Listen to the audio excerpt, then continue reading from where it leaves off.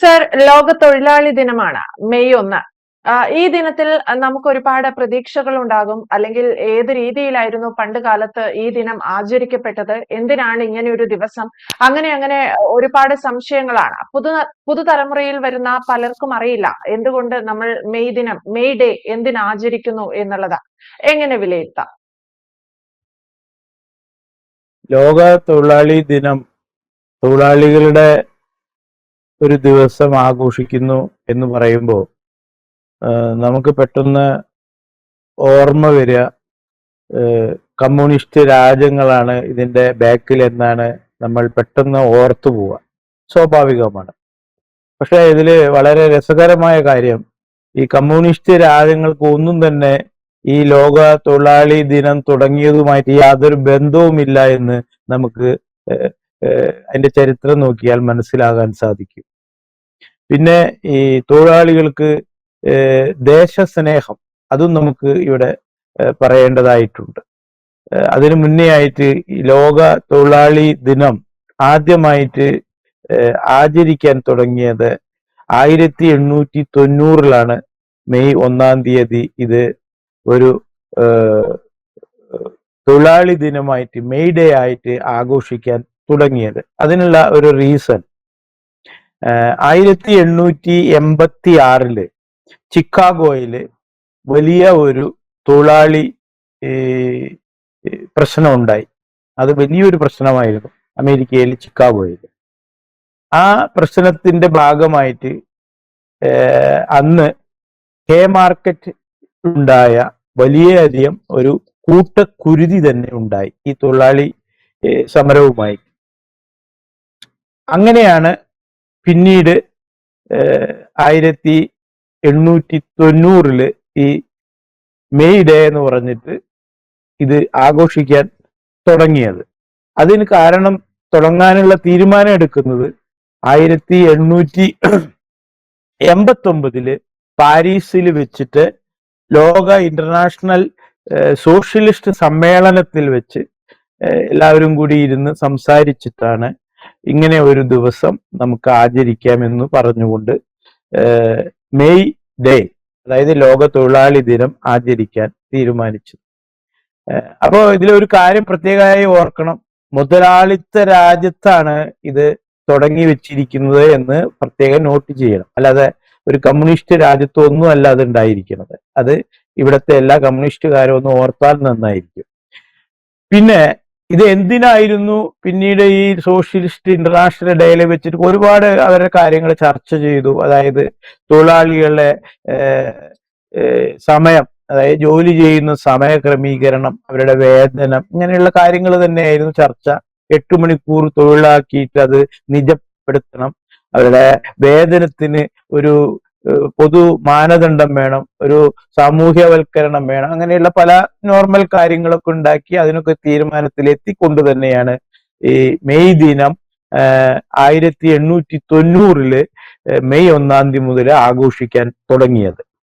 എന്നാൽ ഇത് ആ സമയത്ത് ഞാൻ റെക്കോർഡുകൾ നോക്കുമ്പോൾ ചൈനയോ അങ്ങനെയുള്ള ക്യൂബയൊന്നും ഇതിൽ കാണാനില്ല കേട്ടോ, വളരെ ലേറ്റ് ആയിട്ടാണ് കാണുന്നത്. പക്ഷെ 1923 നമ്മുടെ ഇന്ത്യയില്, ചെന്നൈയിൽ വെച്ചിട്ട് ആദ്യമായിട്ട് ഇന്ത്യയിൽ ഇത് ആഘോഷിക്കാൻ തുടങ്ങി. അതിന് നേതൃത്വം കൊടുത്തത് സിംഗാരവേലു ചെട്ടിയാർ എന്ന് പറയുന്ന ഒരു കമ്മ്യൂണിസ്റ്റ് നേതാവാണ് അതിന് വേണ്ട നേതൃത്വം ഇന്ത്യയിൽ കൊടുത്തത്. അതായത് അന്ന് ഇന്ത്യയിൽ അറിയപ്പെടുന്ന ഒരു കമ്മ്യൂണിസ്റ്റ് നേതാവാണ് മലയാപുരം സിംഗാര വേലു ചെട്ടിയാർ. അദ്ദേഹമാണ് ചെന്നൈയിലാണ് ആദ്യമായിട്ട് മെയ് ഡേ ആഘോഷം തുടക്കം കുറിച്ചത്. അവിടെ അവിടെയൊക്കെ എല്ലായിടത്തും ഇതൊക്കെ ഒന്ന് തന്നെയാണ്, അവരെ ആവശ്യങ്ങളും റിക്വസ്റ്റും പൊതുവെ അങ്ങനെ തന്നെയാണല്ലോ. അതായത് 8 മണിക്കൂർ ജോലി ചെയ്യണം, അവരുടെ വേതനത്തിൽ ഒരു സ്റ്റാൻഡേർഡ്, ഒരു സാധാരണത്വം പാലിക്കണം, അങ്ങനെയുള്ള പൊതു കാര്യങ്ങളുടെ ബേസിസിൽ ആ റിക്വസ്റ്റ് തന്നെയാണ് കോമൺ ആയിട്ട് എല്ലായിടത്തുള്ള മാതിരി തന്നെയാണ് ഇന്ത്യയിലും അത് ആഘോഷിച്ചത്. ഈ ലോക തൊഴിലാളി ദിനത്തിന്റെ പ്രധാന ഒരു ആഘോഷത്തിന്റെ ഉദ്ദേശം തന്നെ തൊഴിലാളികൾക്ക് ഉണ്ടാകുന്ന ഈ വേതനം അല്ലെങ്കിൽ സമയം ഇതിനൊക്കെ ഒരു സാങ്കേതികമായി ഒന്നായിട്ട് എപ്പോഴും നിലനിൽക്കണമെന്ന ഉദ്ദേശമുള്ളൂ. ഇതിലൊക്കെ പ്രധാനം തൊഴിലാളികളും ദേശീയതയുമായിട്ടുള്ള ബന്ധമാണ്. എത്ര കണ്ട് തൊഴിലാളികൾക്ക് ദേശീയ ബോധം, ദേശീയത ഉണ്ട് എന്നാണ് ചർച്ച. പക്ഷെ വളരെയധികം സങ്കീർണവുമായ ബന്ധമാണ് തൊഴിലാളികൾക്ക് ഈ ദേശീയതയുമായിട്ടുള്ളത്. കാരണം തൊഴിലാളിയാണ് ആ രാജ്യത്തിന്റെ സമ്പത്ത്. ആ തൊഴിലാളിയുടെ അധ്വാനമാണ് ആ രാഷ്ട്രത്തിന്റെ പുരോഗതി തന്നെ അടിസ്ഥാനപരമായിട്ട് നമ്മൾ ചിന്തിക്കേണ്ടതായിട്ടുണ്ട്. അതായത് തൊഴിലാളിയും ദേശസ്നേഹവും സംബന്ധിച്ച പ്രധാന ആശയങ്ങൾ അധ്വാനത്തിലൂടെ ദേശസ്നേഹം, അതായത് അധ്വാനത്തിലൂടെയാണ് ഈ ദേശസ്നേഹം ഉണ്ടാകുന്നത് എന്ന് തന്നെ കറക്റ്റായിട്ട് പറയാം. അതായത് സ്വന്തമായി ജോലി ആത്മാർത്ഥതയോടെ ചെയ്യുക എന്നതാണ് ഏറ്റവും വലിയ ദേശസ്നേഹം. ആ ദേശസ്നേഹം നാം ചെയ്യുന്ന ജോലി വളരെ ആത്മാർത്ഥമായി ചെയ്യുന്നുണ്ടെങ്കിൽ അത് ദേശത്തിനോട് ചെയ്യുന്ന സ്നേഹമായിട്ട് തന്നെ നമ്മൾ കണക്കാക്കേണ്ടി വരും. ഇപ്പോ ഈ ചെയ്യുന്ന ജോലി കൃഷിഭൂമിയിലായാലും അല്ലെങ്കിൽ ഫാക്ടറിയിലായാലും ഓഫീസിലായാലും തൊഴിലാളികളുടെ ആ കഠിന അധ്വാനമാണ് രാഷ്ട്രത്തിന്റെ ഉൽപാദനക്ഷമത എന്ന് നമ്മൾ പ്രത്യേകം ശ്രദ്ധിക്കേണ്ടതായിട്ട് വരുന്നുണ്ട്. ഈ തൊഴിലാളികളുടെ കൂട്ടമായിട്ടുള്ള ആ ബന്ധം, ആ അടുപ്പം, അല്ലെങ്കിൽ അവരുടെ ആ ഉൽപാദനം, അവരുടെ അതായത് അവരുടെ അധ്വാനമാണ് ഈ രാഷ്ട്രത്തിന് തന്നെ മൂലധനമായിട്ട് മാറുന്നത് എന്ന് നമ്മൾക്ക് വളരെയധികം ഇതായിട്ട് ശ്രദ്ധിക്കാനും പറയേണ്ടതായിട്ടും വരും. അപ്പോൾ ഒരു രാഷ്ട്ര സ്നേഹം എന്ന് പറയുന്നത്, ദേശസ്നേഹം എന്ന് പറയുന്നത് ആ തൊഴിലാളികളുടെ കൂട്ടായ അധ്വാനത്തിന്റെ ഫലം തന്നെയാണ്.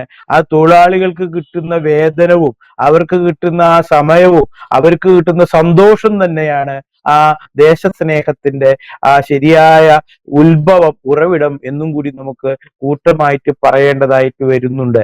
അപ്പൊ തൊഴിലാളികൾ സന്തോഷിച്ചിരുന്നാൽ ആ രാഷ്ട്രം തന്നെ സന്തോഷത്തിന്റെ വലിയൊരു ഭാഗമായിട്ട് മാറും എന്നതിന് യാതൊരു സംശയവും വേണ്ട.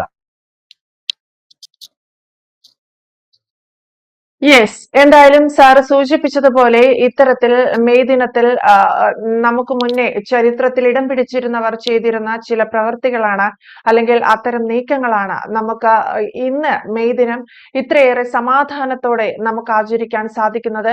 ഇത്തരത്തിൽ മെയ് ദിനത്തിന്റെ ഒരു പ്രാധാന്യത്തെക്കുറിച്ച് കൂടുതൽ അവബോധം ഉണ്ടാകേണ്ടത് കൂടി അത്യാവശ്യമാണ്. വ്യക്തമാണ്. Thank you Jaishankar sir. കൂടുതൽ വാർത്തകളും വിശേഷങ്ങളും നിങ്ങളിലേക്ക് എത്താൻ ABC മലയാളം സബ്സ്ക്രൈബ് ചെയ്യുക, ബെൽ ബട്ടണും അമർത്തുക.